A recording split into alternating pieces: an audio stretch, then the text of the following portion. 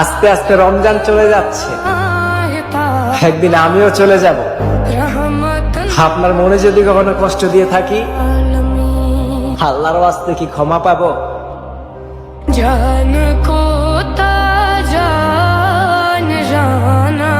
একটা মেয়ে ধর্ষিতা হয়েছে, এর জন্য ইসলাম দিয়ে যদি আইন কায়েম করা হয় 24 ঘন্টার আলটিমেটামে সব বিচার হয়ে যাবে, যেরকম ঠিক কিনা? আর কোন ধর্ষক বাংলার জমিনে জন্মাতো না, চিল্লায় বলো ঠিক কিনা? ইসলাম বলে চোরের হাত কেটে দাও, জেনা ব্যভিচার করলে ডেথ পেনাল্টি। সৌদি আরবে হেড অফ করে, গলা কেটে ফেলে। বাংলাদেশেও যদি এটা করা যেত, খবর হয়ে যেত।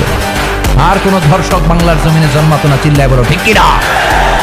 আম্মা আব্বার দোয়া নিলে এই দোয়া আল্লাহ ফিরায় না। আম্মা আব্বার কাছে দোয়া চান তো, গোটা দুনিয়ার সব পীর সাহেব কোরআন খতম করে এইখানে ফু দিছে এই বোতলে, আপনার আম্মা শুধু বিসমিল্লাহ বলে এই বোতলে ফু দিছে, মুহূর্তের মধ্যে আপনার মায়ের দোয়াটা আরশে উঠে যাবে। এজন্য আব্বা আম্মার কাছে দোয়া চাবো, রাজি আছেন?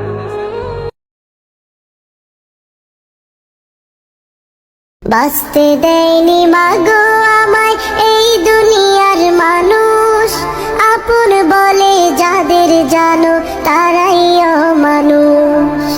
কষ্ট দিয়ে মারলো গো মা, ধরলো চেপে গলা, এই পৃথিবীর কেউ দেখেনি আমার মরণ জ্বালা।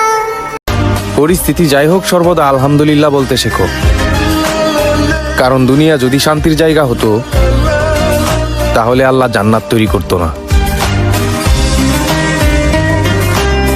হতাশাগ্রস্ত হয়ে বান্দা যখন কাঁদতে থাকে আর ডাকতে থাকে, ইয়া আল্লাহ, ইয়া রহমান, ইয়া রহিম, ইয়া হাইয়ু, ইয়া কাইয়ুম, একটুখানি তাহাজ্জুদে ওঠেন।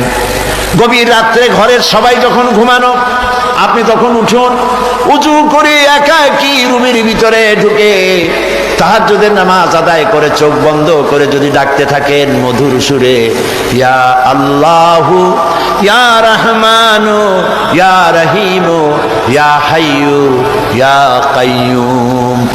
আল্লামা ইকবাল বলেছেন, দিল সে जो बात निकलती है असर रखती है पर नहीं मगर ताकते परवाज रखती है।